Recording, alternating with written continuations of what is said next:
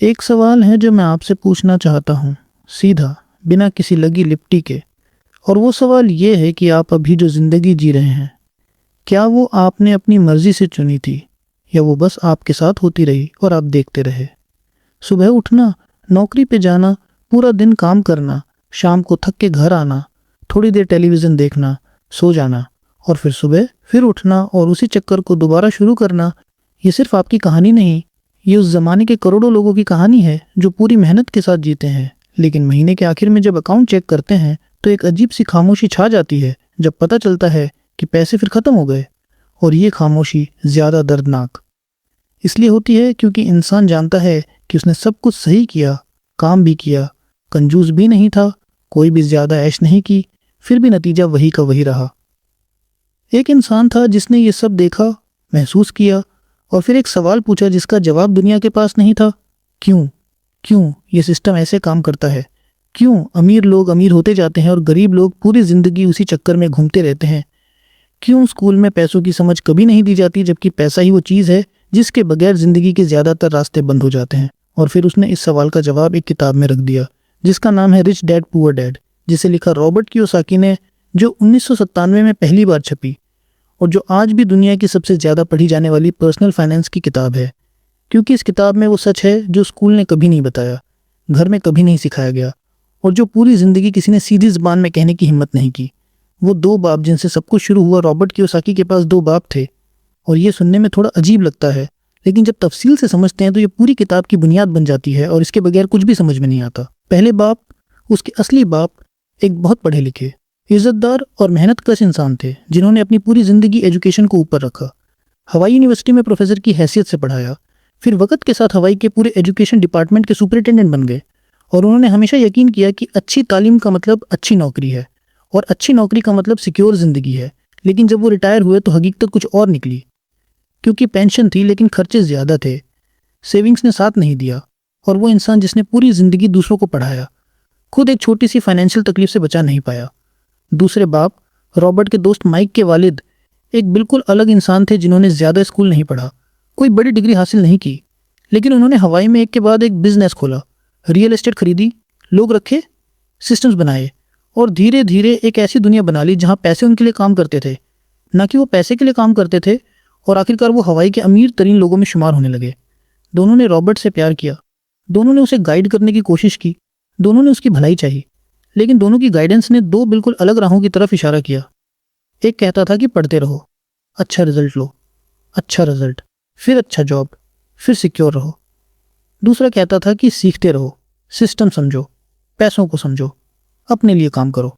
एक ने सिक्योरिटी की राह दिखाई, दूसरे ने आज़ादी की। और रॉबर्ट की ज़िंदगी का सबसे बड़ा फैसला ये था कि वो इन दो राहों में से कौन सी चुनेगा, और उसने दूसरे बाप की राह चुनी, जिसे वो रिच डैड कहता है। और फिर ये सारा तजुर्बा, ये सारी कंपैरिजन, ये सारी सीख उसने इस किताब में लिख दी ताकि दुनिया भी समझे कि अमीर और गरीब के बीच में असली फ़र्क पैसे का नहीं, सोच का है। रैट रेस, वो चक्कर जिसका कोई नाम तक नहीं रखता था, रॉबर्ट कियोसाकी ने एक टर्म यूज़ की जो इस किताब को पढ़ने के बाद कभी नहीं भूली जाती, रैट रेस। और इस टर्म को समझना इसलिए ज़रूरी है क्योंकि जब तक आप जानते ही नहीं कि आप किसी चक्कर में हैं, तब तक आप उससे निकलने की कोशिश भी नहीं करते। सोचिए एक चूहे को जो एक गोल चक्कर में भागता है, पूरी एनर्जी लगाता है, बहुत तेज़ भागता है, लेकिन वो चक्कर गोल है इसलिए वो कभी आगे नहीं बढ़ता, उसी जगह रह जाता है और जितना भी मेहनत करे नतीजा वही का वही रहता है। और रॉबर्ट कहता है कि ज़्यादातर इंसान भी बिल्कुल ऐसी ही ज़िंदगी जीते हैं, सिर्फ इसका स्केल बड़ा होता है और चक्कर थोड़ा ज़्यादा कलरफुल होता है। ये चक्कर कुछ ऐसे शुरू होता है कि आप स्कूल ख़त्म करते हैं, नौकरी ढूंढते हैं क्योंकि सब ने कहा कि यही करना है, नौकरी मिलती है तो खुशी होती है, पहला पे चेक आता है तो लगता है कि ज़िंदगी शुरू हो गई। फिर कुछ महीने गुजरते हैं और ज़्यादा की ज़रूरत महसूस होती है, लाइफस्टाइल थोड़ी अपग्रेड होती है, छोटी कार की जगह बड़ी कार का सपना आता है, किराए के घर की जगह अपना घर चाहिए होता है, फिर होम लोन आता है, फिर कार लोन आता है, फिर बच्चों की फ़ीस आती है, फिर मेडिकल इमरजेंसी आती है और देखते देखते सैलरी पूरी की पूरी उन सब इंस्टॉलमेंट्स में चली जाती है जो एक वक्त ख्वाब थे और अब बोझ बन चुके हैं। और सबसे ख़तरनाक हिस्सा ये है कि जब सैलरी बढ़ती है तो लाइफस्टाइल भी साथ साथ बढ़ती है, क्योंकि इंसान सोचता है कि अब थोड़ी ज़्यादा कमाता हूँ तो थोड़ी ज़्यादा खर्च कर सकता हूँ, और इस तरह ज़्यादा कमाना भी उस चक्कर को नहीं तोड़ा। सिर्फ उस चक्कर को थोड़ा बड़ा कर दिया, थोड़ा ज़्यादा तेज़ कर दिया, लेकिन चक्कर वही का वही रहा। रिच डैड का वो जुमला जो रॉबर्ट ने पहली बार सुना और जो उसके जहन में घुस गया वो ये था कि गरीब और मिडिल क्लास लोग अपनी पूरी ज़िंदगी पैसों के लिए काम करते हैं, जबकि अमीर लोग ऐसा सिस्टम बनाते हैं जिसमें पैसे उनके लिए काम करते हैं। और ये जुमला छोटा लगता है, लेकिन इसमें पूरी ज़िंदगी का फ़िलॉसफी छुपा हुआ है। और इस फ़िलॉसफी को समझने के लिए आपको कुछ और ज़रूरी चीज़ें समझनी होंगी। एसेट और लायबिलिटी। दुनिया की सबसे बड़ी गलतफहमी इस पूरी किताब में अगर सिर्फ एक चीज़ याद रखनी हो तो वो ये है, और इस एक चीज़ को समझने के बाद दुनिया देखने का नक्शा बिल्कुल बदल जाता है। एसेट वो चीज़ है जो आपकी जेब में पैसे डालती है, चाहे आप काम कर रहे हों या सो रहे हों, चाहे आप घर पे हों या छुट्टी पे, चाहे आप देखें या नहीं देखें, वो चीज़ काम करती रहती है और आपकी तरफ पैसों का फ्लो आता रहता है। लायबिलिटी वो चीज़ है जो आपकी जेब से पैसे निकालती है, चाहे आप चाहें या नहीं, चाहे आप जाने या नहीं, चाहे वो चीज़ आपको खुशी देती हो या नहीं, वो आपकी तरफ से पैसों का फ्लो होता रहता है। इतना सिंपल, इतना सीधा। लेकिन ज़्यादातर दुनिया ये नहीं जानती, या जानती है तो उल्टा जानती है। और इस एक गलत फहमी की वजह से करोड़ों लोग अपनी पूरी ज़िंदगी लायबिलिटीज़ खरीद कर खुश होते रहते हैं, ये सोच के कि वो एसेट्स बना रहे हैं। और अब एक ऐसी बात कहनी है जो शायद आपको पहले अच्छी नहीं लगेगी, लेकिन जो बिल्कुल सच है। ज़्यादातर लोग जो कहते हैं कि मेरा घर मेरा सबसे बड़ा एसेट है, वो एक बहुत बड़ी और महंगी पड़ने वाली गलत फहमी में जीते हैं। क्योंकि वो घर जिस पे आप इतना फ़ख्र करते हैं, जिसके लिए आपने लोन लिया, जिसके लिए आपने मेहनत की, वो घर आपकी जेब में पैसे नहीं डालता, बल्कि महीने महीने आपकी जेब से पैसे निकालता है प्रॉपर्टी टैक्स की शक्ल में, रिपेयर और मेंटेनेंस की शक्ल में, होम लोन के इंटरेस्ट की शक्ल में जो अक्सर ओरिजिनल कीमत से भी ज़्यादा होता है, और इंश्योरेंस की शक्ल में। ये सब मिला के वो घर एक लायबिलिटी है, ना कि एसेट। तब वो घर एसेट बनता है जब आप उसमें नहीं रहते और उसे किराए पे देते हैं। किराया आपके सारे खर्चे कवर करता है और फिर भी कुछ बचा रहता है, तब वो फ्लो आपकी तरफ है, तब वो एसेट है। अमीर लोग पहले एसेट्स खरीदते हैं, एसेट्स से इनकम जनरेट होती है और फिर उस इनकम से वो अपनी ज़िंदगी चलाते हैं और ज़्यादा एसेट्स खरीदते हैं। ये उनका साइकिल है और ये साइकिल उन्हें आगे बढ़ाता रहता है। मिडिल क्लास लोग पहले लायबिलिटीज़ खरीदते हैं, बड़ा घर, महंगी कार, नए गैजेट्स, उन्हें एसेट समझते हैं। फिर उन लायबिलिटीज़ को पे करने के लिए और मेहनत करते हैं, और फिर जो थोड़ा बचा वो फिर किसी और लायबिलिटी में चला जाता है। ये उनका साइकिल है और ये साइकिल उन्हें उसी जगह रोकता रहता है जहाँ से उन्होंने शुरू किया था। रिच डैड का वो मशहूर उसूल जो रॉबर्ट ने अपनी पूरी ज़िंदगी फॉलो किया, ये था कि पहले अपने आप को तनख्वाह दो। मतलब ये कि जब भी इनकम आए, चाहे कितनी भी छोटी हो, पहले एक हिस्सा, चाहे सिर्फ 5 या 10% इन्वेस्टमेंट के लिए साइड में रख लो। फिर जो बचे उससे गुजारा करो। बिल्कुल उल्टा मत करो कि पहले सब खर्चो और जो बचे उसे बचाओ, क्योंकि उस तरीका से कभी कुछ नहीं बचता, हमेशा गुजारा सब कुछ खा जाता है। फाइनेंशियल एजुकेशन, वो इल्म जो स्कूल ने कभी नहीं दिया, ये बात पढ़ के मैं थोड़ी देर के लिए रुक गया और सोचता रहा। रॉबर्ट लिखता है कि दुनिया का सबसे बड़ा फाइनेंशियल मसला ये नहीं कि लोग नाअहल हैं या मेहनत नहीं करते। मसला ये है कि उन्हें कभी किसी ने ये सिखाया ही नहीं कि पैसे असल में काम कैसे करते हैं। स्कूल में क्या मिलता है? रीडिंग मिलती है, राइटिंग मिलती है, मैथ्स के फॉर्मूलाज मिलते हैं जो ज़िंदगी में कभी यूज़ नहीं होते, साइंस के लॉज मिलते हैं, हिस्ट्री की डेट्स मिलती हैं, जियोग्राफी मिलती है। ये सब कुछ यूज़फुल है, ये सब कुछ यूज़फुल है। लेकिन वो एक चीज़ जो पूरी ज़िंदगी ज़्यादा काम आती है, जो हर रोज़ यूज़ होती है, जो आपकी ज़िंदगी की क्वालिटी डायरेक्टली डिसाइड करती है, पैसों की समझ, वो कभी नहीं मिलती। कोई एक क्लास नहीं होती, कोई एक दिन नहीं होता जब कोई बता सके कि पैसे कैसे कमाते हैं, कैसे रखते हैं, कैसे बढ़ाते हैं और कैसे उन्हें अपने लिए काम पे लगाते हैं। और इसलिए हो क्या होता है कि बच्चा पेरेंट्स से सीखता है। पेरेंट्स ने भी स्कूल में नहीं सीखा था, उन्होंने भी अपने पेरेंट्स से सीखा था, और वो भी वही एक ही चीज़ जानते थे कि नौकरी करो, तनख्वाह लो, गुजारा करो। और इस तरह एक जनरेशन से दूसरी जनरेशन तक ये साइकिल चलती रहती है, बिना किसी इंटरप्शन के, बिना किसी ने रुक के ये सोचने के कि क्या हम सही कर रहे हैं या सिर्फ वही कर रहे हैं जो करते आ रहे हैं। रिच डैड के मुताबिक फाइनेंशियल इंटेलिजेंस के 4 बड़े पिलर्स हैं जिन्हें समझे बगैर कोई भी पैसे के खेल को ठीक से नहीं समझ सकता। और ये चारों पिलर्स वो चीज़ें हैं जो अमीर लोग जानते हैं और ज़्यादातर गरीब और मिडिल क्लास लोग नहीं जानते। पहला पिलर है अकाउंटिंग, यानी पैसों को समझना, नंबर्स पढ़ना, अपनी इनकम और अपने खर्चे के बीच में क्या हो रहा है ये ट्रैक करना, बैलेंस शीट समझना और ये जानना कि आखिर आपकी फाइनेंशियल पिक्चर कैसी है, क्योंकि जब तक आप नंबर्स नहीं जानते तब तक आप अंधेरे में फैसले लेने रहे हैं। दूसरा पिलर है इन्वेस्टिंग, यानी पैसों को काम पे लगाना ताकि वो खुद कमाएं, चाहे वो स्टॉक मार्केट हो, चाहे रियल एस्टेट हो, चाहे कोई बिजनेस हो या कोई और ऐसा इन्वेस्टमेंट जो आपके लिए रिटर्न जनरेट करे जब आप सो रहे हो। जब आप छुट्टी पे हों, जब आप कुछ बिल्कुल और कर रहे हों। ये पैसिव इनकम का कंसेप्ट है और ये हर अमीर इंसान की बुनियाद है। तीसरा पिलर है मार्केट्स को समझना, सप्लाई और डिमांड का लॉजिक पढ़ना। ये देखना कि कब खरीदना फ़ायदेमंद है और कब बेचना चाहिए। माहौल को समझना, ट्रेंड्स को पढ़ना और सही वक्त पे सही फैसला करना। ये स्किल जो लोग डेवलप कर लेते हैं वो सिर्फ अपने इन्वेस्टमेंट्स में नहीं बल्कि ज़िंदगी के हर फैसले में ज़्यादा अच्छी पोजीशन में होते हैं। चौथा पिलर है लॉ समझना, यानी अपने आप को लीगली प्रोटेक्ट करना, टैक्स लॉज को समझना, कारपोरेशन का स्ट्रक्चर जानना और ये पता होना कि सिस्टम में आपके लिए क्या क्या फ़ायदा उठाने के मौके मौजूद हैं। क्योंकि जो लोग ये नहीं जानते वो फुल टैक्स देते हैं, जो लोग जानते हैं वो लीगली इतना ज़्यादा बचाते हैं कि उनका अकाउंटेंट हायर करने का खर्चा भी वापस आ जाता है और काफ़ी ज़्यादा भी। ये चारों चीज़ें मिलकर एक ऐसी फाउंडेशन बनाती हैं जिस पे एक इंसान अपनी पूरी फाइनेंशियल ज़िंदगी खड़ा कर सकता है। लेकिन कोई स्कूल नहीं सिखाता, कोई यूनिवर्सिटी कोर्स नहीं होता और इसलिए जो लोग खुद सीखने की कोशिश करते हैं वो आगे निकलते हैं और जो नहीं करते वो हमेशा दूसरों की गाइडेंस और मर्जी पे रहते हैं। डर, वो अनदेखी दीवार जो सबसे ज़्यादा रोकती है। रिच डैड ने एक बार रॉबर्ट से एक सवाल किया जो रॉबर्ट ने पूरी ज़िंदगी नहीं भूला। उन्होंने कहा कि तुम जानते हो कि ज़्यादातर लोग अमीर क्यों नहीं बनते, चाहे वो चाहते भी हों और कोशिश भी करते हों। रॉबर्ट ने सोचा और कहा कि शायद पैसा नहीं होता, या मौका नहीं मिलता, या कनेक्शंस नहीं होते। रिच डैड ने कहा कि नहीं, इसलिए नहीं बनते क्योंकि डर होता है और इस डर को वो कभी सीधा फेस नहीं करते। ये जवाब रॉबर्ट को अनएक्सपेक्टेड लगा, लेकिन जितना सोचते हैं उतना सीधा और सच लगता है। क्योंकि लोग इन्वेस्ट नहीं करते क्योंकि डर होता है कि पैसे खो जाएंगे। बिजनेस नहीं खोलते क्योंकि डर होता है कि फेल हो जाएंगे और लोग हंसेंगे। अपनी सिक्योर नौकरी नहीं छोड़ते, चाहे वो कितनी भी अनबेरेबल क्यों ना हो, क्योंकि डर होता है कि बाहर क्या मिलेगा। नया आइडिया परस्यू नहीं करते क्योंकि डर होता है कि वक्त और एनर्जी वेस्ट हो जाएगी। और इस डर की वजह से वो हमेशा उसी जगह रहते हैं, सेफ और सिक्योर महसूस करते हैं, लेकिन आगे कभी नहीं बढ़ते। अमीर लोग फेल होते हैं, ये सिर्फ एक एनकरेजिंग फ्रेज नहीं है, ये एक हकीकत है। अमीर लोग बहुत बार फेल होते हैं, काफ़ी पैसे डूबते हैं, काफ़ी वेंचर्स काम नहीं करते, काफ़ी आइडियाज़ फ्लॉप हो जाते हैं, लेकिन वो हर फेल से कुछ सीखते हैं। वो उस फेलियर को एक महंगा लेकिन ज़रूरी लेसन मानते हैं और वो उस लेसन को लेके आगे बढ़ते हैं, ये सोच के कि अब मैं ये गलती दोबारा नहीं करूँगा और इस एक्सपीरियंस की वजह से मेरा अगला कदम बेहतर होगा। रिच डैड रॉबर्ट को एक बार एक ऐसे इंसान की कहानी सुनाते थे जिसने साइकिल सीखते वक्त बार बार गिरा, घुटने छिले, दर्द हुआ और फिर भी उठता रहा और दोबारा ट्राई करता रहा, क्योंकि वो जानता था कि गिरना सीखने का हिस्सा है, नाकामयाबी का नहीं।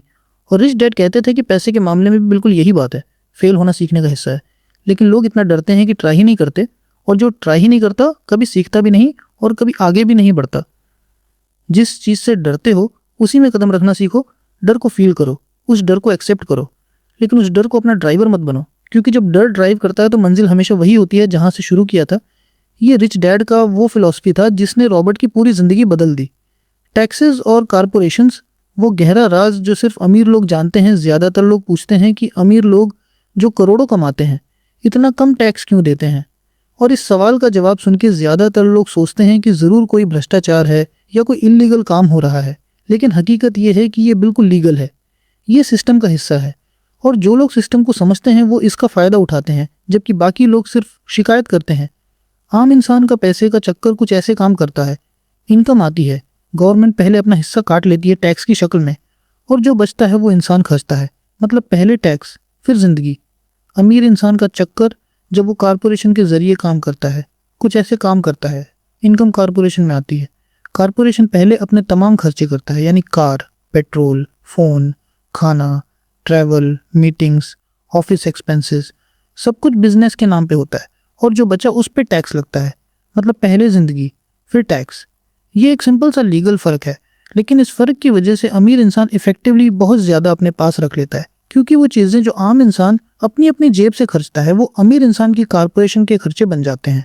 और कारपोरेशन पे टैक्स सिर्फ उस बाकी बचे हुए हिस्से पे लगता है जो नॉर्मली बहुत छोटा होता है। रिच डैड कहते थे कि अकाउंटेंट और लॉयर आपके दुश्मन नहीं हैं, बल्कि ये दो लोग आपकी फाइनेंशियल ज़िंदगी के सबसे अहम साथी हो सकते हैं, अगर आप उन्हें सही चीज़ के लिए हायर करो। यानी सिर्फ एक बार साल में टैक्स फाइल करने के लिए नहीं, बल्कि आपकी फाइनेंशियल प्लानिंग, लीगल प्रोटेक्शन और टैक्स ऑप्टिमाइजेशन के लिए, क्योंकि जो पैसे वो आपको बचाने में मदद करते हैं वो उनकी फीस से कहीं ज़्यादा होती है, और ये एक इन्वेस्टमेंट है, ना कि खर्चा। दिमाग से कमाओ, क्योंकि दिल के फैसले हमेशा महंगा पड़ते हैं। रॉबर्ट कियोसाकी ने इस किताब में एक चीज़ बहुत क्लियरली कही जो शायद सबको कंफर्टेबल नहीं लगती, लेकिन जो बिल्कुल सच है, कि पैसे के मामले में आपकी इमोशंस आपकी सबसे बड़ी दुश्मन है। और जो लोग इमोशंस से ड्रिवेन होकर फाइनेंशियल डिसीजंस करते हैं वो अक्सर अंधे खूह में जाते हैं, चाहे वो सोचते हों कि वो सही कर रहे हैं। जब मार्केट गिरता है तो सब लोग पैनिक में आ जाते हैं, जल्दी जल्दी बेचने लगते हैं, नुकसान उठाते हैं, क्योंकि अंदर एक डर होता है कि और नीचे जाएगा, और वो डर इतना पावरफुल होता है कि वो दिमाग की आवाज़ दबा देता है। जबकि अमीर लोग उसी वक्त सोचते हैं कि सब बेच रहे हैं, मतलब चीज़ें सस्ती हो रही हैं, मतलब मुझे खरीदना चाहिए, क्योंकि वो जानते हैं कि मार्केट साइकिल्स में चलता है, जो नीचे जाता है वो वापस आएगा, और जो इस गिरने के वक्त खरीदेगा वो उस वक्त ज़्यादा फायदा उठाएगा जब सब वापस ऊपर जाएगा। जब मार्केट ऊपर होता है और सब लोग खुश होते हैं और खरीद रहे हैं, तो अमीर लोग सोचते हैं कि प्राइसेस इन्फ्लेटेड हैं, एक्साइटमेंट में लोग ज़्यादा खर्च कर रहे हैं, ये बेचने का वक्त है, और वो उस वक्त बेचते हैं जब बाकी सब खरीद रहे होते हैं। ये काउंटर इंट्यूटिव है, ये बिल्कुल उल्टा है जो दिल कह रहा होता है, लेकिन ये वो अप्रोच है जो बार बार प्रूव होती है कि यही काम करता है। और जो लोग इमोशन से नहीं, दिमाग से और नंबर्स से फैसले करते हैं, वो ज़्यादातर सही साइड पे होते हैं। रिच डैड का फॉर्मूला था कि पहले सीखो, फिर नंबर्स घूर के देखो, फिर फैसला करो। इमोशंस को ऑब्जर्व करो क्योंकि वो आपको इंपॉर्टेंट इन्फॉर्मेशन देते हैं, लेकिन उन्हें अपना डिसीजन मत करने दो, क्योंकि इमोशंस की ज़िंदगी में जगह है, लेकिन फाइनेंशियल डिसीजंस में उनकी जगह लिमिटेड है। काम करो सीखने के लिए। तनख्वाह सिर्फ एक बोनस है, एक ऐसी चीज़ है जो इस किताब में है और जो बहुत लोगों को सरप्राइजिंग लगती है। रॉबर्ट ने एक बार डेलिबरेटली एक ऐसी नौकरी चुनी जिसकी तनख्वाह छोटी थी, जबकि उसकी क्वालिफिकेशन उसे कहीं बड़ी और ज़्यादा तनख्वाह वाली नौकरी दिलवा सकती थी, और लोगों ने कहा कि वो पागल है, ये वेस्ट है, ये बेवकूफ़ी है। लेकिन रॉबर्ट ने वो नौकरी इसलिए चुनी कि वो वहाँ सेल्स सीखना चाहता था, सिर्फ एक स्किल, और वो स्किल इतनी ज़रूरी थी कि उसके लिए तनख्वाह का सेक्रीफाइस करना उसे बिल्कुल ठीक लगा। क्यों? क्योंकि रॉबर्ट ने रिच डैड से सीखा था कि दुनिया के कामयाब लोग, चाहे वो एंटरप्रेन्योर्स हों, चाहे आर्टिस्ट हों, चाहे प्रोफेशनल्स हों, एक चीज़ ज़रूर जानते हैं जो बाकी सबसे उन्हें अलग करती है, और वो है ये कि खुद को, अपनी वैल्यू को, अपने आइडियाज़ को, अपने प्रोडक्ट्स को कैसे सेल करना है। और जो ये नहीं जानता वो हमेशा किसी और के सिस्टम में काम करता है, हमेशा किसी और की टर्म्स पे डील करता है, हमेशा दूसरे का वेट करता है कि कोई उसकी वैल्यू रिकॉग्नाइज करे। जो मल्टीपल स्किल्स रखता है, अकाउंटिंग भी, सेल्स भी, थोड़ी मार्केटिंग भी, थोड़ा लॉ भी, वो इंसान बहुत पावरफुल पोजीशन में होता है, क्योंकि वो अपने लिए सोचने और करने के काबिल होता है और किसी एक चीज़ के लिए या किसी एक इंसान के लिए मोहताज नहीं होता। रिच डैड हमेशा कहते कि हर काम से, चाहे कितना ही छोटा क्यों ना हो, कुछ सीखने का इरादा लेके जाओ, क्योंकि वो सीख एक दिन वो चीज़ बन सकती है जो आपकी पूरी ज़िंदगी बदल दे। और अगर कोई चीज़ नहीं सीखी तो बस तनख्वाह मिली और वक्त गुजरा, और वक्त तो चीज़ है जो वापस नहीं आता। सोच का वो छोटा सा फ़र्क जो सब कुछ बदल देता है, इस पूरी किताब में एक छोटी सी चीज़ है जो मुझे सबसे ज़्यादा लगी और जिसके बारे में मैं बार बार सोचता रहा, और वो ये है कि गरीब और मिडिल क्लास इंसान जब कोई महंगा सपना देखता है या कोई बड़ी चीज़ चाहता है तो सीधा कहता है कि मुझे ये अफोर्ड नहीं, और इन 4 अल्फाजों के साथ उसका जहन बंद हो जाता है, वो उस टॉपिक पे सोचना भी बंद कर देता है, वो चीज़ इम्पॉसिबल के खाने में चली जाती है और वो आगे बढ़ जाता है ये माने कि ये उसके लिए नहीं थी। अमीर इंसान वही चीज़ देखता है और सीधा पूछता है कि मैं ये कैसे अफोर्ड कर सकता हूँ, और ये छोटा सा सवाल उसका पूरा जहन एक्टिवेट कर देता है, दिमाग रास्ते ढूंढना शुरू कर देता है, ऑप्शंस एक्सप्लोर करने लगता है, क्रिएटिव सॉल्यूशन सोचता है, लोगों से मिलता है, रिसोर्सेज ढूंढता है, और अक्सर इस सवाल का जवाब मिल ही जाता है। ये एक न्यूरोलॉजिकल हकीकत है कि किसी बात को इम्पॉसिबल कहना दिमाग को शट डाउन कर देता है, जबकि कैसे पूछना दिमाग को प्रॉब्लम सॉल्विंग मोड में ले जाता है। और जो लोग हमेशा कैसे पूछते हैं वो हमेशा वो लोग होते हैं जो रास्ते निकालते हैं, जबकि जो लोग हमेशा अफोर्ड नहीं कहते हैं वो हमेशा उसी जगह रहते हैं। रिच डैड कहते हैं कि अपने आप को कभी भी एक छोटी सोच वाली बात कहने की इजाज़त मत दो, क्योंकि जहन वही बिल्ड करता है जो आप इसको देते हो, और अगर आप इसको लिमिटेशंस देते हो तो वो लिमिटेशंस बिल्ड करता है, लेकिन अगर इसको सवाल देते हो तो वो सवालों के जवाब बिल्ड करता है। और इस एक छोटी सी आदत को बदलने से इंसान की पूरी ज़िंदगी का ट्रेजेक्ट्री बदल सकता है। सीखना कभी बंद नहीं होना चाहिए। एक बात जो मैंने नोटिस की है किताब पढ़ते पढ़ते ये थी कि रॉबर्ट कियोसाकी आज भी सीखता है, उस वक्त भी सीख रहा था जब ये किताब लिखी। और अमीर लोग चाहे कितने भी सक्सेसफुल हों, सीखना नहीं छोड़ते। वो सोचते नहीं कि मैंने सब कुछ जाना, अब नहीं सीखना। वो हमेशा क्यूरियस रहते हैं, नए आइडियाज़ एक्सप्लोर करते हैं, नए लोगों से मिलते हैं, नए कॉन्सेप्ट समझते हैं। लेकिन ज़्यादातर लोग स्कूल ख़त्म होने के बाद सीखना भी ख़त्म कर देते हैं, डिग्री लेके बैठ जाते हैं, सोचते हैं कि अब तो सब सेट है। लेकिन दुनिया रुक नहीं जाती, टेक्नोलॉजी बदल जाती है, मार्केट्स बदल जाते हैं, इंडस्ट्रीज ट्रांसफॉर्म होती हैं। जो आज स्किल डिमांड में है कल आउटडेटेड हो सकती है, और जो लोग सीखते रहते हैं वो रेलेवेंट रहते हैं, वो अडेप्ट करते हैं, वो आगे रहते हैं। रिच डैड का जुमला था कि जब तुम कहते हो कि सीखना मुश्किल है तब समझो कि तुम इंटेलेक्चुअली रिटायर हो गए। और ये बात हार्श लगती है लेकिन सच है, क्योंकि इंटेलेक्चुअल रिटायरमेंट सोच की मौत है, और सोच की मौत फाइनेंशियल ग्रोथ की मौत है।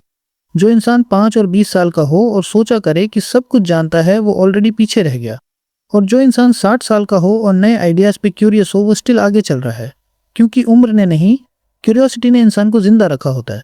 आखिरी सबक, वो सच जो इस पूरी किताब का दिल है, इस पूरी किताब का सबसे गहरा सच, जो मुझे लगता है कि रॉबर्ट कियोसाकी ने शायद बिल्कुल सीधे अल्फाजों में एक जगह नहीं कहा, लेकिन जो पूरी किताब में हर जगह मौजूद है, ये है कि अमीर होना कोई एक्सीडेंट नहीं है, कोई लक नहीं है, कोई कनेक्शन का खरीदा हुआ फायदा नहीं है। ये एक डेलिब्रेट चॉइस है, एक सोच है, एक फिलॉसफी है, एक अप्रोच है जो दिन ब दिन छोटी छोटी डिसीजंस में गुजरते वक्त के साथ एक ऐसी जिंदगी बना देती है जो बिल्कुल अलग होती है उस जिंदगी से जो वो बनाते हैं, जो सिर्फ फ्लो के साथ चलते रहते हैं।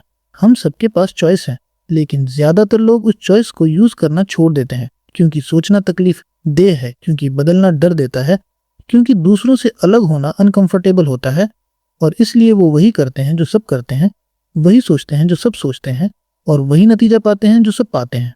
रॉबर्ट ने एक बार लिखा कि जिंदगी आपको पुश करती रहती है, मुश्किलात आती हैं, चैलेंजेस आते हैं, परेशानियां आती हैं, और इस पुश का सिर्फ दो ही जवाब होता है, या आप पुश बैक करते हैं और कुछ सीखते हैं, या आप कंप्लेन करते हैं और दोबारा वही जगह जाते हैं।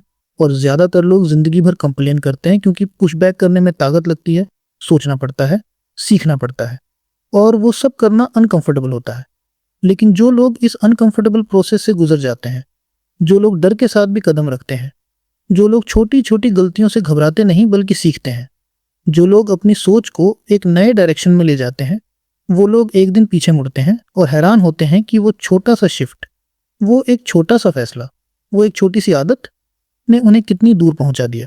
कुछ लोग ये सब सुनते हैं, अच्छी लगी बात कहते हैं, और फिर वापस उसी जिंदगी में लौट जाते हैं, क्योंकि बदलना मुश्किल लगता है और जो फैमिलियर है वो कंफर्टेबल लगता है। चाहे कंफर्टेबल होना और खुश होना में बहुत बड़ा फर्क हो, लेकिन कुछ लोग ये सब सुनते हैं और सिर्फ एक चीज बदल लेते हैं, सिर्फ एक, शायद एक फाइनेंशियल बुक पढ़ना शुरू करते हैं, शायद अपने मंथली खर्चे एक बार कागज पे लिखना शुरू करते हैं, शायद एक छोटा सा इन्वेस्टमेंट शुरू करते हैं सिर्फ सीखने के लिए, शायद एक बार सीरियसली सोचते हैं कि उनकी इनकम कहीं और भी काम कर सकती है या नहीं।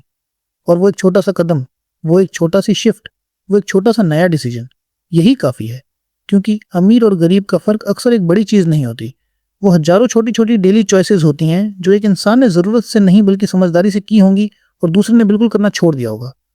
आज सिर्फ एक चॉइस करें, सिर्फ एक, और फिर कल एक और देखते जाएं कि जिंदगी कहाँ ले जाती है।